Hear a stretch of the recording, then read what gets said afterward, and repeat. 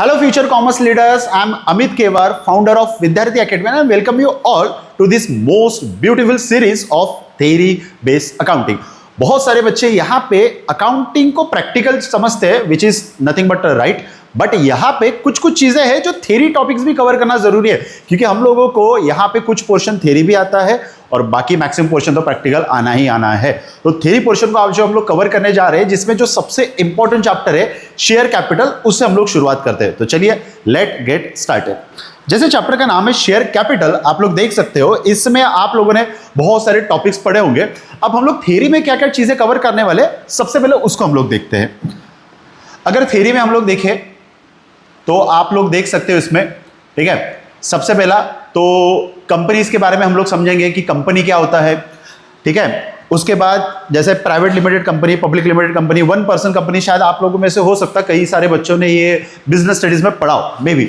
दूसरा, फिर हम लोग शेयर्स के बारे में पढ़ेंगे, प्रेफरेंस शेयर्स, इक्विटी शेयर, इसका भी क्वेश्चन आ सकता है, बाइफर्केशन आ सकता है, ठीक है। नेक्स्ट हम लोग पढ़ेंगे authorise, issue, subscribe, paid up, uncalled up share, then difference between capital reserve and reserve capital. ये तो बहुत सारे बच्चों को पता ही नहीं है, जबकि पूरा चैप्टर शायद पढ़ लिया होगा। ओके, नेक्स्ट इसमें हम लोग कुछ आप लोगों को डेफिनेशंस बताएंगे, मैप्स हम लोग बताएंगे। सबसे इंपॉर्टेंट चीज यहाँ पे, जैसे प्रेफरेंस शेयर तो हम लोगों को पता है, यहाँ पे हम लोग प्रेफरेंस शेयर्स के टाइप्स देखेंगे कि प्रेफरेंस शेयर के टाइप्स कितने होते हैं। नेक्स्ट हम लोग देखेंगे ओवर सब्सक्रिप्शन, अंडर सब्सक्रिप्शन, आप लोगों को पता है। Calls in arrear, calls in advance, इन दोनों का डिफरेंस हम लोग पढ़ेंगे। ओके, फोर फीचर में कुछ इंपॉर्टेंट हम लोग टॉपिक्स पढ़ेंगे, कंसिडरेशन अदर देन कैश, ये वाला टॉपिक हो गया, राइट। और लास्ट में हम लोग एक पढ़ेंगे माइंड मैप, जो आप लोगों को एडवांस बोनस में मिलेगा। चलिए आज का हमारा पहला टॉपिक शुरू करते हैं, जिसका नाम है सबसे पहला company and characteristics of company. अब कंपनी क्या होती है, ओके, और ये चैप्टर में हम लोग क्या पढ़ने वाले हैं। सबसे पहले देखो, सबसे पहले हम लोग जब ये चैप्टर को अभी थ्योरी शुरू करेंगे तो इसमें जरूरी नहीं है कि सेक्शंस ध्यान में रखना। जैसे आप देख सकते हो यहाँ पे डेफिनेशन लिखा है, as per section 2 subsection 20 of companies act 2013, company means a company incorporate under the act और एनी प्रीवियस कंपनी लॉ। ये सब ठीक है, बट यहाँ पे हम लोगों को सेक्शन ध्यान में रखने की जरूरत नहीं है, मेन चीजें ध्यान में रखो। ओके, अब कंपनी क्या होता है, ठीक है, इसके लिए हम लोग क्या करते हैं, सीधा जस्ट अ मिनट यहां पे आते हैं। ओके ओके, देखिए कंपनी के बारे में बोला है यहां पे, a company is a artificial person which is separate from its member. ये हम लोगों ने ना क्लास 11 में जब थ्योरी बेस्ड अकाउंटिंग हम लोगों ने पढ़ा था, जिसमें एक बिजनेस एंटिटी कंसेप्ट था, जो क्या बोलता है कि company means business and owner are treated as a two separate individual. ये चीज पढ़ी सी लग रही है, तो यहां पे वही चीज बोला है, a company is a artificial person. Company क्या है, एक artificial person, and owner is a natural person. ये चीज हम लोगों ने क्लास 11 में पढ़ा। Which is separate from its member, मतलब कि कंपनी आर्टिफिशियल पर्सन है तो वो अपने मेंबर्स, मतलब अपने ओनर्स, फाउंडर्स, प्रमोटर्स से अलग है, जिसको हम लोग यहां पे बेसिकली बोलते हैं कंपनी। फिर यहां पे लिखा है company continue even if member insolvent और डाई। कंपनी एक ऐसा कैरेक्टर या एक ऐसा आर्टिफिशियल पर्सन है जो हमेशा चलते रहते हैं, जिसको हम लोग बोलते हैं forcible futures, right. Going concern आप लोगों ने क्लास 11 में पढ़ा होगा, राइट, कि ओनर चेंज होते हैं बट कंपनी चलते रहते हैं। जैसे अगर मैं बात करूं रिलायंस की, रिलायंस के फाउंडर कौन थे, धीरूभाई अंबानी। ओके, धीरूभाई अंबानी चले गए, रिलायंस अभी कौन चला रहे, मुकेश अंबानी। मुकेश अंबानी के बाद उनके बेटे अनंत अंबानी, आकाश अंबानी, उनके बाद उनके बेटे। मतलब यहाँ पे क्या होता है कि ओनर चेंज होते हैं बट कंपनी कभी भी बंद नहीं होती, unless in the case of insolvency, bankruptcy, but company हमेशा चलती रहती है। यही चीज यहाँ पे बोला है। ओके, फिर आगे लिखा है यहाँ पे, हाँ, succession common seal. Okay, just a minute, थोड़ा सा कंपनी के हम लोग टाइप्स भी देख लेते हैं। ये चीज भी शायद आप लोगों ने मे भी बिजनेस स्टडीज में पढ़ा है। 3 टाइप्स की कंपनी सबको पता है, private, public and one person company. अब प्राइवेट कंपनी किसको बोलते हैं, सबसे पहले वो समझते हैं। इसका बाइफर्केशन आ सकता है, ध्यान में रखना। फिर से मैं बता रहा हूं, यहां पे हमको सेक्शन ध्यान में रखने की जरूरत नहीं है। देखो, a private company means a company which has a minimum capital of ₹1 lakh and which bye it's article of association, AOA, ये सबने पढ़ा है। Okay, restriction of transfer of share, limit of number of member 200। Okay, main चीज है यहां पे private company का मतलब क्या हुआ? प्राइवेट कंपनी मतलब एक ऐसी कंपनी जहां पे मेंबर्स ने मतलब ओनर्स ने मिनिमम 1 लाख रुपए एज अ कैपिटल लगाया। दूसरा इंपॉर्टेंट चीज की प्राइवेट कंपनी उसको हम लोग बोलते हैं जिसमें देखो the limit of number of member 200 excluding a part of president employee. मतलब क्या कि एम्प्लॉय को छोड़ के जितने भी मेंबर्स है जिसको हम लोग बेसिकली शेयर होल्डर्स बोल सकते हैं एक तरीके के, वो मैक्सिमम कितना हो सकता है यहाँ पे 200। तो सर मिनिमम कितना? मिनिमम 2 और मैक्सिमम 200 प्राइवेट कंपनी। तो सर पब्लिक कंपनी किसको बोलते हैं इसको हम लोग समझते हैं। देखिए पब्लिक कंपनी जिसके बारे में हम लोग जो पढ़ रहे हैं, बेसिकली हम लोग जो शेयर चैप्टर जो पढ़ रहे हैं ना, ये शेयर चैप्टर में हम लोग जो कंपनी की बात कर रहे हैं वो ये तीनों में से पब्लिक कंपनी है। पब्लिक कंपनी किसको बोलते हैं वो सबसे पहले समझते हैं। देखो सेक्शन को ध्यान में रखने की जरूरत नहीं है। The public company means a company which is not a private company. अरे भाई क्या डेफिनेशन बोला है? The paid up capital, minimum paid up capital 5 lakh. Okay, और यहां पे सबसे इंपॉर्टेंट जो चीज है, ठीक है, कि भाई यहां पे मैक्सिमम नंबर ऑफ मेंबर्स की कोई लिमिट नहीं है। बेसिकली अगर मैं प्राइवेट और पब्लिक की बात करूं तो प्राइवेट में मिनिमम 2, मैक्सिमम 200, पब्लिक में मिनिमम हो गए 7 मेंबर्स एंड मैक्सिमम अनलिमिटेड। तो बच्चों ये ध्यान में रखना एज पर सेबी गाइडलाइन कि कंपनी को अगर शेयर इशू करना है तो वो कंपनी होनी चाहिए पब्लिक लिमिटेड। बहुत सारे बच्चों को ये लगता है कि सर पब्लिक लिमिटेड कंपनी मतलब तो गवर्नमेंट कंपनी होगी, but which is wrong. Public limited company अलग चीज है, गवर्नमेंट कंपनी अलग चीज है। गवर्नमेंट कंपनी हम लोग बेसिकली उसको बोलते हैं जहां पे मिनिमम 51% शेयर होल्डिंग जो है वो गवर्नमेंट का है, आइदर सेंट्रल गवर्नमेंट और अ स्टेट गवर्नमेंट। तो ये कंफ्यूजन मत पालिए कि पब्लिक लिमिटेड कंपनी मतलब गवर्नमेंट कंपनी होती है। तो पब्लिक लिमिटेड कंपनी मतलब कौन? जहां पे मिनिमम 5 लाख का कैपिटल इन्वेस्ट किया गया हो, जहां पे मिनिमम 7 और मैक्सिमम कितने मेंबर्स हो सकते हैं? अनलिमिटेड। तो कंपनी जो सेबी के गाइडलाइंस के अंडर में आती है, जो कंपनी शेयर्स इशू करती है, वो हमेशा होनी चाहिए पब्लिक लिमिटेड। मतलब हम लोग शेयर कैपिटल में पढ़ रहे हैं पब्लिक लिमिटेड के पॉइंट ऑफ व्यू से। चलिए नेक्स्ट नंबर 3, ये भी आप लोगों को शायद आइडिया हो, 1 पर्सन कंपनी। 1 पर्सन कंपनी मतलब कौन? एक ऐसी कंपनी जहां पे सिर्फ एक ही मेंबर है, एक ही।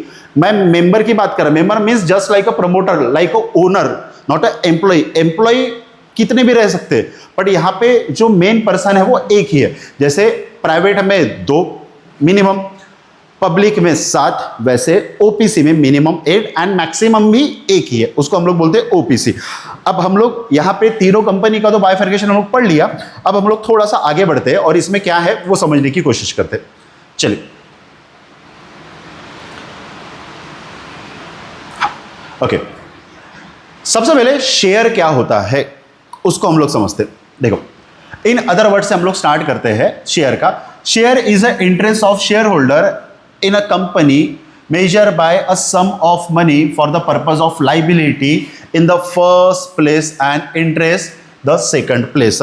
बहुत भारी डेफिनेशन है भाई। शेयर मतलब क्या हो रहा है अगर मैं सिंपल लैंग्वेज में समझाऊं without using this definition. Share मतलब क्या हुआ कि यहां पे जब कभी भी किसी कंपनी को फंड्स की रिक्वायरमेंट होती है तो कंपनी के पास बेसिकली 3 ऑप्शन है पैसा रेज करने का। पहला ऑप्शन है ओनर के थ्रू, तो ओनर जो पैसा कंपनी में डालता है which is called as a capital, ये सबको समझता। दूसरा कंपनी बैंक से लोन ले सकती है, बिजनेस लोन। तीसरा कंपनी के पास ऑप्शन होता है कि कंपनी अपने शेयर डाइल्यूट करे, मतलब ओनर अपने ओनरशिप बेचे, राइट। इसीलिए यहां पे जो कैपिटल है ना, कैपिटल को हम लोग वर्ड यूज करते हैं शेयर कैपिटल। मतलब क्या कि अब एक की कंपनी नहीं है, यहां पे मल्टीपल लोग हो गए।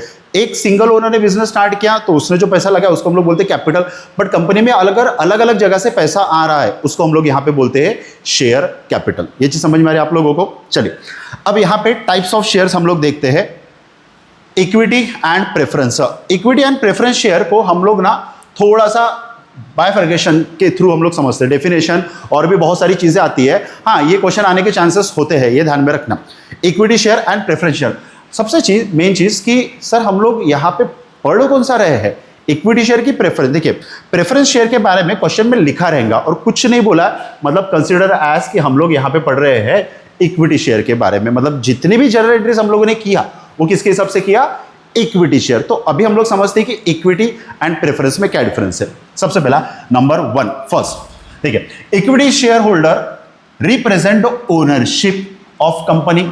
Preference share holder have a preferential right और a claim over the company's profit and assets. मतलब क्या हुआ कि इक्विटी शेयर होल्डर, मतलब जिसके पास इक्विटी शेयर है, they are nothing but the owner of company. मतलब कंपनी अपने शेयर बेच रही है, ठीक है, इक्विटी के फॉर्म में। मतलब कंपनी अपने शेयर को डाइल्यूट कर रही है, मतलब ओनर का शेयर्स कम हो रहे हैं यहां पे। तो जिसको भी कंपनी ने अपने शेयर दिए इक्विटी, वो इनडायरेक्टली कंपनी के क्या बन गए, ओनर। ये समझा। तो सर प्रेफरेंस शेयर क्या होता है? प्रेफरेंस शेयर मतलब एक ऐसे शेयर्स होते हैं जहां पे कुछ राइट्स दिया जाता है उनको, कि जैसे आपको एक particular fix amount of dividend मिलेगा, आपको प्रॉफिट में शेयर मिलेगा, वगैरह वगैरह, राइट। तो जिनको सिंपल अगर शब्दों में समझना है, तो जिनको रिस्क ज्यादा है, ले सकते हैं, उनके लिए बेटर होता है इक्विटी। और जिनको लगता है कि यार मेरे को ना एक फिक्स अमाउंट ऑफ इंटरेस्ट या डिविडेंड आना चाहिए शेयर्स के फॉर्म में, तो उनके लिए बेटर होता है preference share, right. Number 2, second bifurcation. Second में लिखा है रिटर्न, कैपिटल एप्रिसिएशन और रेगुलर डिविडेंड इनकम। अब यार ये क्या चीज है sir, capital appreciation and regular dividend? देखो, कैपिटल एप्रिसिएशन का मतलब होता है कि आप लोगों ने देखा होगा कि आपके पेरेंट्स या कोई भी आपके पहचान के अगर कोई कंपनी के शेयर खरीदते हैं, तो कंपनी के शेयर का प्राइस बढ़ता है, ये आपको पता है। अब मैंने मान के चलो स्टेट बैंक ऑफ इंडिया का मैंने 100 रुपीज का शेयर लिया, तो जरूरी है मैं उसको 100 में बेचूं। मैंने 5 साल का वेट किया, 5 साल के बाद उसका प्राइस, मैं शेयर की प्राइस बोल रहा, शेयर का प्राइस मान के चलो 300 हो गया। मतलब यहां पे मैंने जो कैपिटल इन्वेस्ट किया था 100, अब उसका हो गया 300, मतलब 200 रुपीज एक्स्ट्रा बढ़ गया, जिसको हम लोग बोलते हैं कैपिटल एप्रिसिएशन। मतलब इक्विटी शेयर के केस में आपको यहां पे शेयर का प्राइस बढ़ के फ्यूचर में मिल सकता है, बराबर। बट प्रेफरेंस शेयर के केस में यहां पे बोला है कि आपको शेयर का प्राइस नहीं बढ़ेगा, यहां पे आपको उसके जगह आपको मिलेगा डिविडेंड। अब डिविडेंड क्या होता है? Dividend means nothing but a profit share. जैसा अभी यहां पे लिखा ही था कि प्रेफरेंस शेयर होल्डर को प्रॉफिट में हिस्सेदारी मिलेगा, बट यहां पे ध्यान में रखना, यहां पे जो प्रॉफिट में हिस्सेदारी मिलेगा which is a fix percentage, जो उसके आगे ही लिखा रहता है। ये समझा? तो इक्विटी शेयर होल्डर को कैपिटल एप्रिसिएशन मिलेगा और प्रेफरेंस शेयर होल्डर को मिलेगा यहां पे regular dividend. Next, number 3, dividend pay out. जो अभी मैंने बोला वही सेम चीज है, बस इसमें ये ध्यान में रखना कि इक्विटी शेयर होल्डर को जो डिविडेंड मिलेगा वो मिलेगा आफ्टर प्रेफरेंस शेयर, कि प्रेफरेंस शेयर को पहले प्रॉफिट का हिस्सा जाएगा, उसके बाद बचा पैसा तो इक्विटी को जाएगा।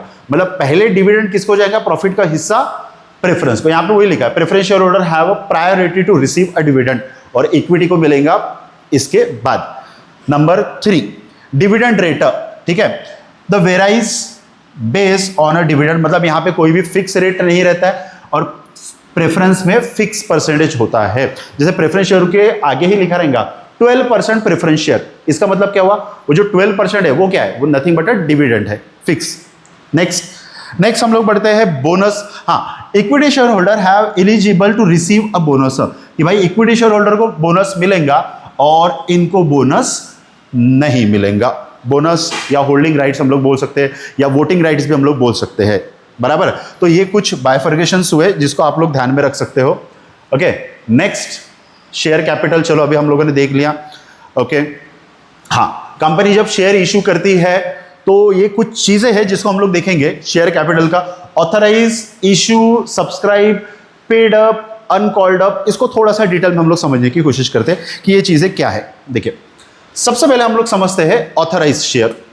ओके, ऑथराइज कैपिटल किसको बोलते हैं? देखिए, बाय वे ऑफ डेफिनेशन जाए, the total capital that corporation accept from a investor by issuing a share that listed firm official documents known as authorized share, because the corporation is registered with this capital is known as registered capital. मतलब ये ध्यान में रखना, authorise capital को हम लोग registered capital या फिर नॉमिनल कैपिटल भी बोल सकते हैं। तो सर ऑथराइज कैपिटल मतलब क्या हो?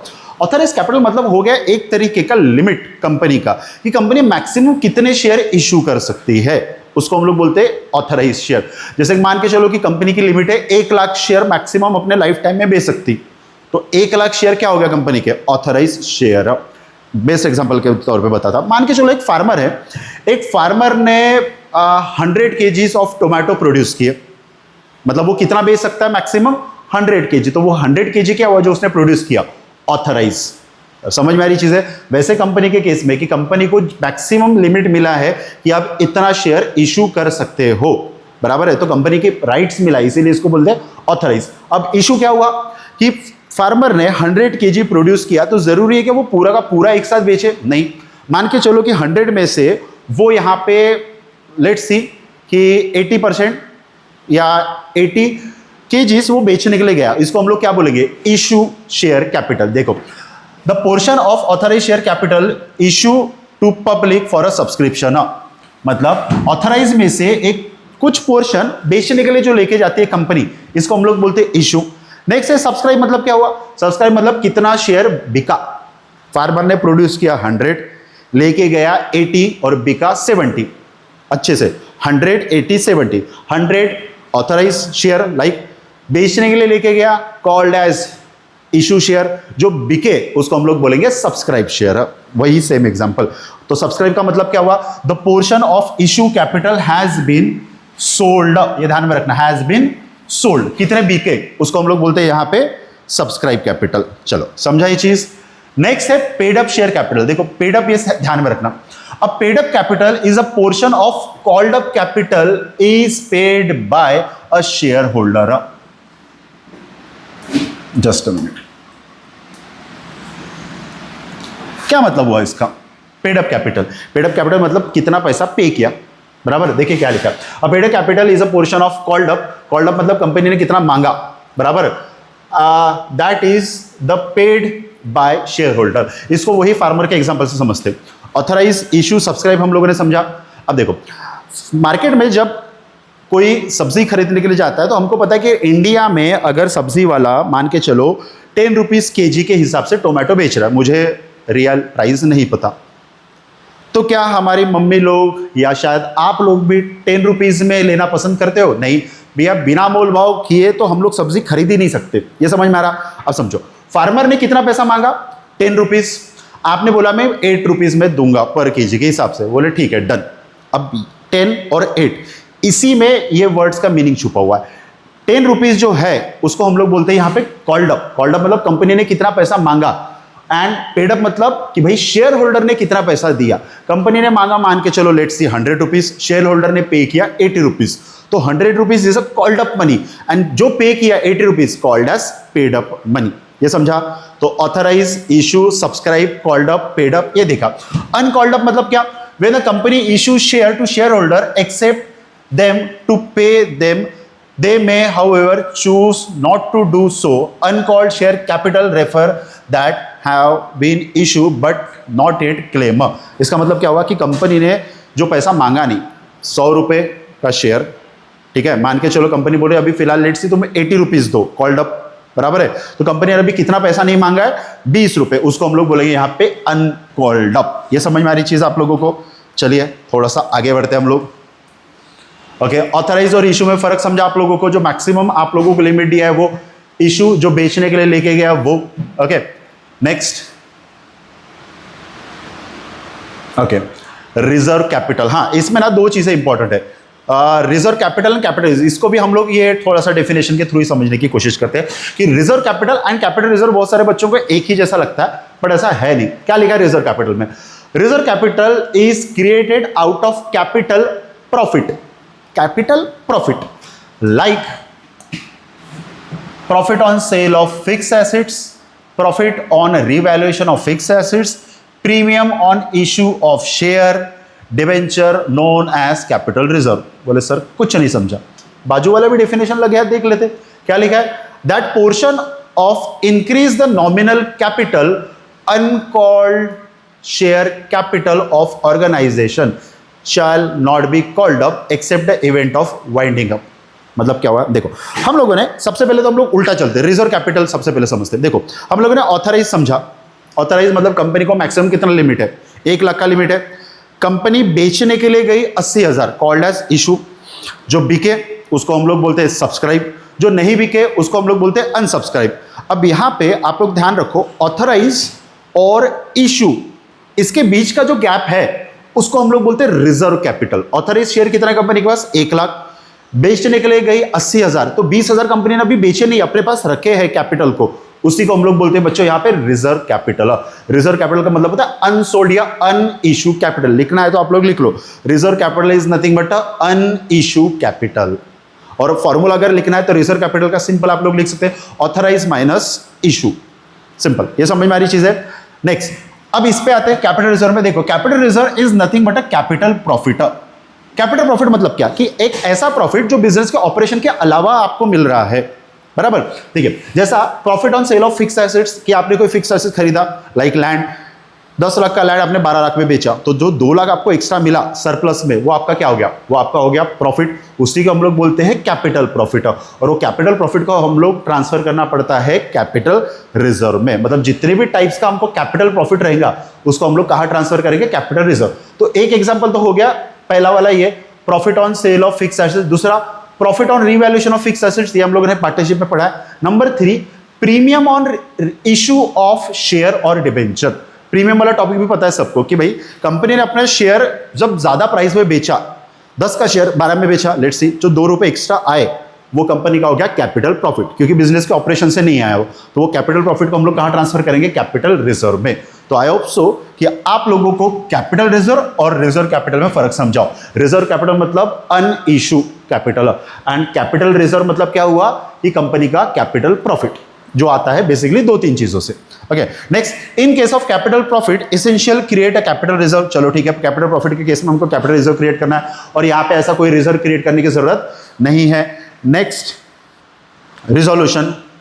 Okay, a capital reserve firm does not required a resolution, और यहां पे लिखा है create reserve capital a firm required a resolution. Resolution मतलब क्या होता है, देखो रिजोल्यूशन मतलब जब कंपनी को कोई भी चीज करना है तो एक तरीके का परमिशन जब कंपनी लेती है, फॉर एग्जांपल शेयर होल्डर से, तो उसको हम लोग बोलते हैं रिजोल्यूशन।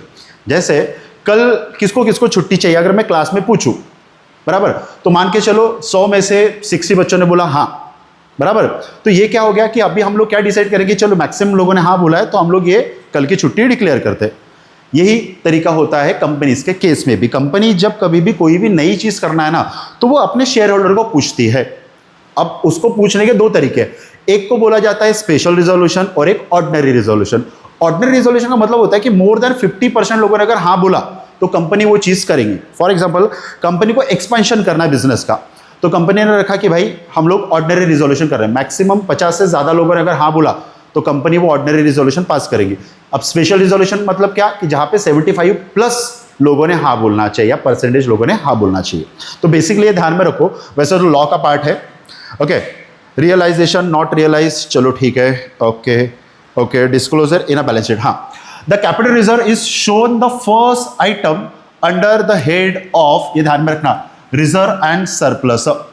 कैपिटल रिजर्व को हमको रिजर्व एंड सरप्लस में दिखाना पड़ता है, और यहां पे रिजर्व कैपिटल को हमको दिखाने की जरूरत नहीं है। सर दिखाने की जरूरत क्यों नहीं है, क्योंकि सब आप लोगों ने बैलेंस शीट पढ़ा होगा, आप लोगों ने ऑथराइज किया, आप लोगों ने इशू कैपिटल किया, तो ऑथराइज और इशू के बीच का जो डिफरेंस है वो क्या है, that is nothing but a reserve capital. तो उसको अलग से शो करने की जरूरत नहीं है, बस कैपिटल रिजर्व को है।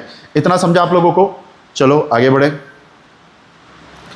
नेक्स्ट, चलो शेयर का डेफिनेशन हम लोग देख चुके हैं। हाँ, अब हम लोग पढ़ने जा रहे हैं शेयर्स। जो हम लोगों ने पढ़ा इक्विटी और प्रेफरेंस, यहां पे हम लोग पढ़ेंगे प्रेफरेंस शेयर्स है और प्रेफरेंस शेयर के कुछ टाइप्स, इसके ऊपर भी क्वेश्चन आने के चांसेस होते हैं।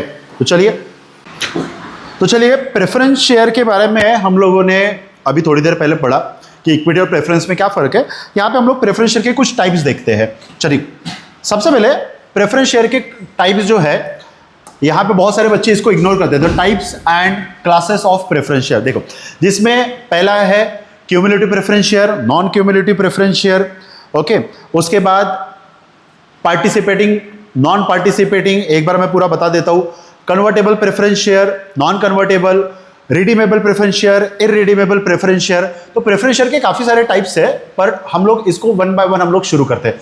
सबसे पहले फर्स्ट जो टाइप है जिसका नाम है क्यूमुलेटिव प्रेफरेंस शेयर। देखो यहां पे ना साथ साथ में लिखा है क्यूमुलेटिव, नॉन क्यूमुलेटिव, तो आपको फर्क समझ में आएगा। देखो क्यूमुलेटिव में क्या लिखा है, the cumulative preference share are this preference share the holder of which are entitled to receive, underline करना entitle, just a minute, entitled to receive arrear of dividend before any dividend paid to equity। दूसरा लगे हाथ ये भी देख लेते हैं, non cumulative preference share are those preference share the share holder which do not have right to receive arrear of dividend if no dividend is declared in a year due to any reason such a share holder get nothing. मतलब क्या हुआ sir? देखो, आपको ये तो चीज पता है कि यार प्रेफरेंस शेयर होल्डर को डिविडेंड मिलता है और फिक्स अमाउंट ऑफ डिविडेंड मिलता है जो परसेंटेज आगे लिखा रहता है, बट यहां पे वर्ड क्या लिखा है? देखो, तो क्यूमुलेटिव में लिखा है यहां पे अरियर। देखो, cumulative preference share are those share holder which are entitled to receive arrear of dividend. अब होता कैसे कि मान के चलो कि यार कंपनी को इस साल प्रॉफिट नहीं हुआ, तो कंपनी बोलती है कि यार हम लोग ना आपको इस साल डिविडेंड नहीं दे पाते, क्योंकि डिविडेंड दिया ही कब जाता है? जब कंपनी को प्रॉफिट हुआ। तो कंपनी बोलती है कि हम लोग आपको इस साल का प्रॉफिट जो है ना वो अगले साल देते हैं, जिसको हम लोग बोलते हैं अरियर्स। अरियर का मतलब होता है रिसीवेबल। तो यहां पे डिपेंड करता है कि आपके पास कंपनी का कौन सा शेयर है प्रेफरेंस में, आपके पास क्यूमुलेटिव है कि नॉन क्यूमुलेटिव। अगर क्यूमुलेटिव शेयर है आपके पास तो यहां पे लिखा है कि क्यूमुलेटिव शेयर होल्डर को यहां पे अरियर मतलब जो बचा हुआ जो डिविडेंड है वो आपको मिलेगा। पर नॉन क्यूमुलेटिव में आपको अगर पिछले साल मान के चलो डिविडेंड नहीं मिला तो वो इस साल कैरी फॉरवर्ड डिविडेंड नहीं होगा। मतलब सिंपल अगर समझना है तो क्यूमुलेटिव के केस में आपका डिविडेंड कैरी फॉरवर्ड होके मिलेगा। मान के चलो पिछले साल का 10% और इस साल का 10%, टोटल 20% मिलेगा। But non cumulative preference share है तो पिछले साल का अगर प्रॉफिट नहीं हुआ तो आपको पिछले साल का नहीं मिलेगा, इस साल का जो बचा हुआ है बस वही मिलेगा। तो बेसिक डिफरेंस यही है, क्यूमुलेटिव में अरियर्स पिछले साल का जो डिविडेंड है वो मिलेगा, क्यूमुलेटिव में आपको अलग से डिविडेंड नहीं मिलेगा अगर कंपनी ने प्रॉफिट नहीं कमाया तो। Okay okay, next participating and non participating. फिर से डिफिनेशन समझते। Such a share in addition to fix share preference dividend right to participate in a surplus of profit. और यहां पे लिखा है the share only get a fix rate of dividend. यहां पे फिक्स प्रेफरेंस, ठीक है, और participating surplus profit after providing a dividend. Okay, देखो दोनों में क्या फर्क है? बेसिकली दोनों में आप लोगों को फिक्स रेट ऑफ डिविडेंड मिलेगा, पर अगर कंपनी को बहुत ज्यादा फायदा हुआ तो अगर आपका पार्टिसिपेटिंग प्रेफरेंस शेयर है तो आपको एक्स्ट्रा डिविडेंड मिलने के चांसेस भी है। मान के चलो कि कंपनी ने डिक्लेयर किया डिविडेंड 12% और कंपनी को बहुत अच्छा खासा फायदा हुआ तो कंपनी ने बोला कि हम लोग 2% और डिविडेंड देंगे, बट किसको मिलेगा वो एक्स्ट्रा? वो मिलेगा पार्टिसिपेटिंग। नॉन पार्टिसिपेटिंग वालों को सिर्फ फिक्स रेट ऑफ डिविडेंड ही मिलेगा। ये समझा आप लोगों को? राइट, नेक्स्ट आगे बढ़ते हैं हम लोग। Next convertibility. हाँ, convertible preference share, non convertible, ये नाम से समझ में आता है। कन्वर्टेबल मतलब कि ऐसा प्रेफरेंस शेयर जो इक्विटी में कन्वर्ट हो सकता है, और नॉन कन्वर्टेबल मतलब इक्विटी में कन्वर्ट नहीं हो सकता। तो सर ये प्रेफरेंस शेयर को इक्विटी में कन्वर्ट क्यों होना पड़ेगा? देखो, एज पर कंपनीज एक्ट, जब कभी भी कंपनी को मान के चलो कि यार प्रॉफिट नहीं हो रहा और 3 साल कंपनी डिविडेंड नहीं दे पा रही है प्रेफरेंस शेयर होल्डर को, तो कंपनी यहां पे क्या करती है? प्रेफरेंस शेयर होल्डर को एक राइट देती है to convert into equity share, कि भैया आप प्रेफरेंस शेयर से हटके आप इक्विटी में कन्वर्ट हो जाओ। तो वो किसको कन्वर्ट करेंगी? जो कन्वर्टेबल प्रेफरेंस शेयर टाइप का हो, तो उसी को राइट मिलेगा यहाँ पे एक प्रेफरेंस से इक्विटी में कन्वर्ट होने का, और नॉन कन्वर्टिंग वालों को कोई भी यहाँ पे राइट्स नहीं मिलेगा। Next redeemable preference share. हाँ, redeemable preference share, irredeemable preference share, जैसे डिवेंचर आप लोगों ने टॉपिक्स अगर पढ़ा होगा या फ्यूचर में पढ़ रहे होंगे तो उसमें भी एक टॉपिक है इसमें रिडीमेबल। देखो, रिडीमेबल का अगर सिंपल वर्ड समझे, मीनिंग समझो, तो रिडीमेबल का मतलब होता है रीपे करना। क्या मतलब? रीपे। देखो क्या लिखा है, are those preference share the amount which can be redeemable, amount can be redeemable at a company specific period of time. और यहां पे लिखा are those preference share holder the amount which can not be refunded. मतलब simple समझो, refund या repay करना। Company ने अगर शेयर होल्डर से पैसा लिया है तो कंपनी को वापस देना पड़ेगा। कौन से केस में? रिडीमेबल टाइप के अगर प्रेफरेंस शेयर है तो, और इरिडीमेबल के है तो कंपनी को पैसा वापस देने की जरूरत नहीं है। तो सर शेयर होल्डर का क्या होगा? अरे भाई आप लोग एक मुझे सिंपल बात बताइए, इक्विटी शेयर होल्डर के केस में क्या कंपनी ने अगर पैसा पब्लिक से लिया तो कंपनी वो पैसा वापस करती है क्या? मान के चलो कि मैंने स्टेट बैंक ऑफ इंडिया का मैंने शेयर खरीदा, 100 रुपए मैंने स्टेट बैंक ऑफ इंडिया को दिया, अब मुझे पैसा चाहिए वापस, तो मुझे स्टेट बैंक ऑफ इंडिया से लेना पड़ेगा क्या? नहीं, मुझे वो शेयर किसी और को बेचना पड़ेगा। मतलब कंपनी ने अगर कैपिटल रेस किया है तो कंपनी उसको वापस रिफंड नहीं करती है। अगर वापस रीपे कर रही है तो उसको हम लोग बोलते हैं रिडीमेबल, और वापस रीपे नहीं करेंगे उसको हम लोग बोलते हैं इररिडीमेबल। तो प्रेफरेंस शेयर के केस में भी वैसा ही है। कंपनी के अगर आप लोगों ने प्रेफरेंस शेयर खरीदा तो आपको ये देखना है कि वो रिडीमेबल है कि इररिडीमेबल। अगर रिडीमेबल है तो 5 साल के लिए कंपनी ने आपको बोला कि वैलिडिटी 5 साल का, 5 साल के बाद कंपनी आपको आपका पैसा वापस कर देंगी। रिडीमेबल, इरिडीमेबल में आपको पैसा वापस नहीं करेंगे, फिर वो आपको किसी और को बेच के आपका पैसा रिकवर करना पड़ेगा, राइट? ये समझा? नेक्स्ट आगे बढ़े। चलो, इक्विटी शेयर होल्डर हम लोगों ने पढ़ा है ऑलरेडी, बहुत सारी चीजें कि इक्विटी शेयर होल्डर क्या होता है। अच्छा, next issue and allotment of share. हाँ, मिनिमम सब्सक्रिप्शन, मैक्सिमम सब्सक्रिप्शन, चलो इसको भी हम लोग देख लेते हैं। Okay, over subscription, under subscription क्या होता है ये सबको पता है, सिंपल अगर समझो, क्योंकि इसके आपका प्रैक्टिकल ऑप्शंस क्या होंगे। ओवर सब्सक्रिप्शन मतलब कंपनी जितना बेचने के लिए गई उससे ज्यादा एप्लीकेशन आए।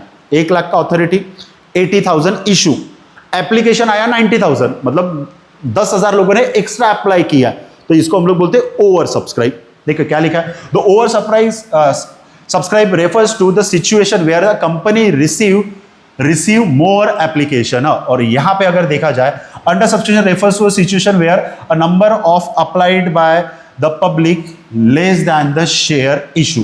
मतलब यहां पे अगर देखा तो इशू से ज्यादा शेयर्स आए, जितना इशू किया उससे ज्यादा एप्लीकेशन आया, कॉल्ड एज ओवर सब्सक्रिप्शन। जितना इशू किया उससे कम एप्लीकेशन आया, कॉल्ड एज अंडर सब्सक्रिप्शन। इसका आप लोगों ने जर्नल एंट्री भी किया होगा। चलो आगे बढ़े। हाँ, ये इसको ना स्टार करके रखना, ये वाले पॉइंट्स को मैं पहले बता रहा हूं, ये वाले इसको स्टार करके रखो। ये क्वेश्चन कई बार आने के चांसेस होते हैं। बच्चों को प्रीमियम वाला टॉपिक तो पता है, बट ये वाले टॉपिक मोस्ट ऑफ द बच्चे इग्नोर करते हैं। देखिए क्या लिखा है, section 52 of subsection 2 the companies act 2013 on use of amount of receive premium security, कि प्रीमियम के तौर पे जो कंपनी को पैसा मिला है, 10 का शेयर 12 में बेचा तो 2 रुपए एक्स्ट्रा पैसा मिला, अब वो 2 रुपए का तो रिजर्व में डाल दिया, कैपिटल रिजर्व कैपिटल अभी हम लोगों ने पढ़ा। तो यार वो जो पैसा पड़ा है उसको हम लोगों को कोई स्पेसिफिक पर्पस के लिए यूज करना है। जैसे आप लोगों ने पार्टनरशिप में पढ़ा होगा WCR, वर्कमैन कंपनसेशन रिजर्व, तो ये रिजर्व किस लिए बनाया, वर्कर को कंपनसेट करने के लिए। तो वैसा ही कैपिटल रिजर्व जो है, जो SPR का अमाउंट हम लोगों ने डाला, या रिजर्व SPR का जो अमाउंट है उसको हम लोगों को स्पेसिफिक पर्पस के लिए यूज करना है, ये ध्यान में रखना। सबसे पहले SPR का जो पैसा है वो हम लोग किस किस चीज के लिए यूज कर सकते हैं। Number 1, paid bonus share issue करना है तो SPR का हम लोग पैसा यूज करेंगे। Return of preliminary expense of company, return of का मतलब होता है क्लोज करना, प्रिलिमिनरी एक्सपेंस का मतलब होता है प्रीवियस या pre incorporation expense, business start होने के पहले जो भी खर्चे किए प्रमोटर ने उसको राइट ऑफ करने के लिए, वो अकाउंट को क्लोज करने के लिए हम लोग SPR का यूज करते हैं। नेक्स्ट, रिटर्न ऑफ एक्सपेंस और अ कमीशन पेड और अ discount allow on a issue of security और डिबेंचर। मतलब शेयर के केस में जब कभी हम लोग कोई कमीशन पे कर रहे हैं या डिस्काउंट अलाउ कर रहे हैं, तो वो जो नुकसान हो रहा है हमारा, जो एक्स्ट्रा पैसा पे करे वो हम लोग SPR में से पे करेंगे। Next, providing the premium payable on a redemption of any redeemable preference share. Redeemable preference share जो कंपनी रीपे करेंगी, अब कंपनी जब रीपे करती है, रीपे के केस में जरूरी नहीं है कि आपने 100 रुपए का शेयर 5 साल पहले खरीदा तो कंपनी आपको 100 ही रुपए वापस करेंगी। मान के चलो कंपनी ने बोला कि 5 साल के बाद मैं आपको 120 रुपए वापस करूंगी, तो यहां पे 20 रुपए क्या हो गया, premium, but at a time of redemption. तो वो जो 20 रुपए कंपनी को 5 साल के बाद देना है वो निकालेगी कहां से, वो SPR में से पैसा निकाल के उस समय कंपनी पे करेंगी। वही चीज यहां पे लिखा है। नेक्स्ट है परचेज ऑफ ओन शेयर, जिसको हम लोग बाय बैक बोलते हैं। ओनर, जैसे कोई कंपनी के ओनर ने अपने शेयर बेचे, मान के चलो 20% कंपनी ने अपने शेयर बेचे ओनर ने, अब ओनर के पास बचे 80% शेयर। अब इन फ्यूचर कंपनी को अच्छा खासा फायदा होने लग गया और ओनर चाहता है कि मेरा जो स्टेक है वो बढ़े, तो वो क्या करती है, एग्जिस्टिंग जो शेयर होल्डर है 20%, उनको ऑफर देती है कि भाई आपने 100 रुपए का शेयर खरीदा था, आज उसका प्राइस 120 रुपए चल रहा है, मैं आपको लेट से 150 पे करता, आप मुझे शेयर बेच दो। मतलब जो कंपनी का ओनर या कंपनी जो बेचे हुए शेयर है वो वापस लेती है पब्लिक से, उसी को हम लोग बोलते हैं बायबैक। तो बायबैक के लिए पैसा कहां से आएगा, प्रीमियम से। तो ये कुछ पॉइंट्स है 4-5 जहां पे हम लोग प्रीमियम का पैसा कहां का यूटिलाइज कर सकते हैं, वो यहां पे लिखा है। ये समझा? चलो next next next next next next next next हाँ, अरियर और एडवांस पता है हम लोगों को। अरियर मतलब जो पैसा मिलने वाला है, पे नहीं किया अभी तक, और एडवांस मतलब जो पैसा एडवांस में पे कर दिया। इसका तो जर्नल एंट्री इंपॉर्टेंट है। Okay, issue for a consideration other than cash, ये वाला टॉपिक भी पता है सबको। अंडर राइटर भी पता है। यहाँ पे अंडर राइटर कौन होता है, 2 चीजें हैं, ठीक है, अंडर राइटर और प्रमोटर, ये ध्यान में रखना है इसको। ये इसकी एक ही एंट्री होती है। ओके, हाँ, नेक्स्ट है री इशू। री इशू ये वाला टॉपिक भी सबको पता है, बस एक चीज ध्यान में रखना है यहाँ पे, री इशू के केस में खास करके हम लोगों ने पढ़ा है कि कंपनी जब कभी भी अपने शेयर इशू करेंगी तो या तो पार में करेंगी या प्रीमियम में। कंपनी शेयर डिस्काउंट में इशू नहीं कर सकती, बट डिस्काउंट में री इशू कर सकती है। मतलब क्या, कंपनी ने कोई शेयर फोरफिट किया, अब फोरफिट करने के बाद उसको बेचना है, तो बेचने के 3 तरीके हैं, या तो पार, प्रीमियम या डिस्काउंट। मतलब री इशू के केस में तीनों केसेस चलते हैं, बट इशू के केस में ओनली 2, पार एंड प्रीमियम। अब यहां पे सवाल यह है कि सर री इशू के केस में डिस्काउंट अलाउ है, बट मैक्सिमम कितना? देखो क्या लिखा है, when the maximum permissible discount at a time of री issue of forfeited share care has to taken with respect to maximum permissible discount on a share reissue. The maximum discount can be allowed on a reissue forfeited share on a forfeited. मतलब क्या हुआ, maximum discount कितना दे सकती company? जितना amount forfeit किया उतना। मतलब let's say example, 10 रुपए का शेयर है, शेयर होल्डर ने 2 रुपए पे किया, 8 रुपए पे नहीं किया, तो फोरफिट कितना होगा? जो शेयर होल्डर ने पे कर दिया। अब कंपनी को उसको शेयर को बेचना है डिस्काउंट में, तो मैक्सिमम डिस्काउंट कितना दे सकती है? उतना ही मैक्सिमम जितना उसने फोरफिट किया। कितना फोरफिट किया? 2 रुपए में। तो कंपनी 10 का शेयर मैक्सिमम कितना डिस्काउंट दे सकती? 2 रुपए, और री इशू कर सकती 8 में। ये चीज ध्यान में रखना। ओके, नेक्स्ट टॉपिक है private placement. Private placement, okay. अब प्राइवेट प्लेसमेंट क्या होता है? देखिए, प्राइवेट प्लेसमेंट में लिखा है यहां पे कुछ कंपनी शेयर्स ऑफर करे कोई सिलेक्टेड पर्सन को। देखिए, अब private placement means any offer security और investigation subscribe security to selected group. देखो, subscribe security to selected group of person by company other than public offer through issue a private placement offer which is satisfied the condition. मतलब यहां पे क्या हो रहा है समझो, हम लोगों ने अभी तक जो पढ़ा वहां पे कंपनी शेयर इशू कर रही है पब्लिक को, ये समझा। पर कई बार कंपनी क्या करती है ना, कुछ एक कोटा सिस्टम चलता है कंपनी में। कंपनी जब शेयर इशू करती है पब्लिक को, तो कंपनी को पता है कि यार पब्लिक जो है वो छोटा छोटा अमाउंट इन्वेस्ट करेंगे, लेट से 2000, 5000, 10,000। अब कंपनी को बड़ा अमाउंट चाहिए, तो कंपनी बड़े बड़े प्लेयर्स को ढूंढती है, जिसको HNI भी बोलते हैं, हाई नेटवर्क इंस्टीट्यूशन। तो कंपनी क्या करती है, उनको प्राइवेटली ऑफर देती है कि यार लेट्स सी कि हम लोग हमारे कंपनी के शेयर बेच रहे हैं और आपको मिनिमम इतना अमाउंट डालना है। मिनिमम मतलब कितना? करोड़ों में। तो अब आम जनता तो करोड़ों में डालेंगे नहीं, तो कंपनी ऐसे HNI को पकड़ती है और उनको ऑफर देते हैं कंपनी का शेयर खरीदने का। उसी को यहां पे बोलते हैं प्राइवेट प्लेसमेंट। ये समझा? पब्लिक के अलावा कुछ रईस लोगों को कंपनी ने ऑफर दिया, कॉल्ड एज प्राइवेट प्लेसमेंट। पर उसके लिए कुछ कंडीशंस है। सबसे पहला कंडीशंस क्या लिखा है वो हम लोग समझते हैं। देखो, कंडीशंस कौन सी है वो हम लोग देखते हैं। सबसे पहला कि प्राइवेट प्लेसमेंट में देखो, invite a subscribe share financial person not exit 50। मतलब 50 से ज्यादा लोगों को कंपनी प्राइवेट प्लेसमेंट का ऑफर नहीं दे सकती। मतलब 50 रईस लोगों को पकड़ो, सिर्फ उन्हीं को कंपनी ऑफर देगी, उससे ज्यादा नहीं। The maximum number of person offer a private placement can be made prescribe as a 200। जो मैक्सिमम अपना जा सकता है 200। ओके, नंबर नेक्स्ट यहां पे लिखा है, for this purpose the qualified institutional buyer QIB and an employee of a company offer a security under the scheme of employee stock option plan is excluded। मतलब ये employee stock option plan के अंदर में company private placement का offer अपने employ को नहीं दे सकती, उसके लिए एक ESOP करके, जो अभी आप लोग देखेंगे। ये समझा? तो ये मेन चीज ध्यान में रखना इसमें प्राइवेट प्लेसमेंट में। ओके, द सब्सक्राइब अमाउंट कितना है? Not less then 20,000। अब 20,000 भी बड़ा अमाउंट हो जाता है, छोटा अमाउंट नहीं होता है, ये ध्यान में रखना। ओके, अलॉटमेंट कंडीशन कि भैया 60 डेज में आप लोगों को अलॉटमेंट देना है, ये ध्यान में रखना इसमें। ओके, रिसीव ऑफर, चलो ठीक है। फाइलिंग विद रजिस्ट्रार, हाँ ये भी ध्यान में रखना कि कंपनी ने प्राइवेट प्लेसमेंट देने के बाद रजिस्ट्रार को, कंपनी को इंटीमेट देना कि हम लोगों ने प्राइवेट प्लेसमेंट किया है और इन लोगों से पैसा आने वाला है, ये बताना जरूरी है। चलो, अब लास्ट टॉपिक है हमारा ESOP। हाँ, इसको भी स्टार करना। ESOP का फुल फॉर्म है इक्विटी स्टॉक ऑप्शन प्लान। फिर से इक्विटी स्टॉक ऑप्शन प्लान। अब इसमें है क्या? देखो, ESOP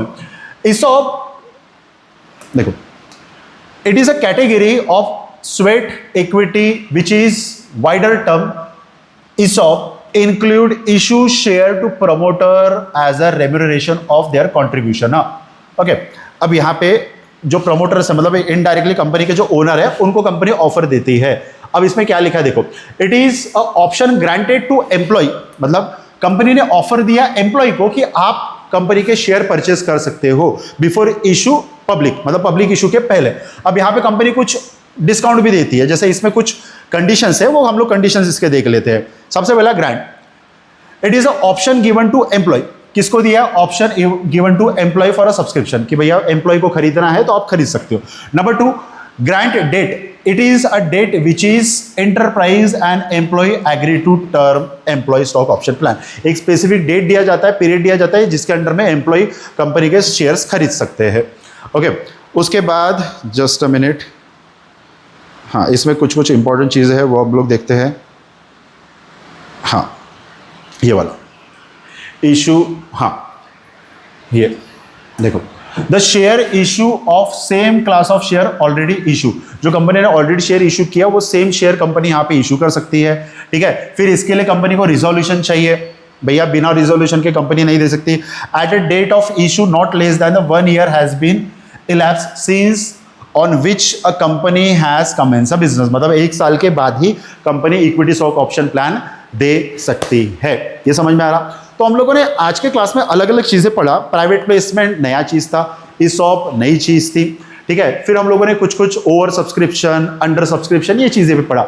आई होप सो कि आप लोगों को आज का क्लास जो थ्योरी बेस्ड था वो थोड़ा सा वर्थ इट लगा होगा. अगर लगा है तो प्लीज चैनल को सब्सक्राइब करना ना भूले और बेल आइकन को दबाएं, ताकि हमारे नेक्स्ट वीडियोस भी आपको मिलते रहे. तो बच्चों आज के लिए इतना ही, मिलते हैं नेक्स्ट थ्योरी पोर्शन के साथ. चलिए बाय बाय.